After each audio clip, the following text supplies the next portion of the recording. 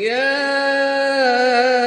أيها الذين آمنوا إن تتقوا الله يجعل لكم فرقانا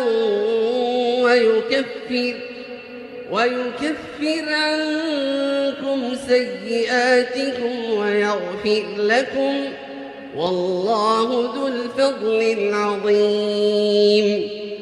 وإذ يمكر بك الذين كفروا ليثبتوك أو يقتلوك أو يخرجوك ويمكرون ويمكر الله والله خير الماكرين.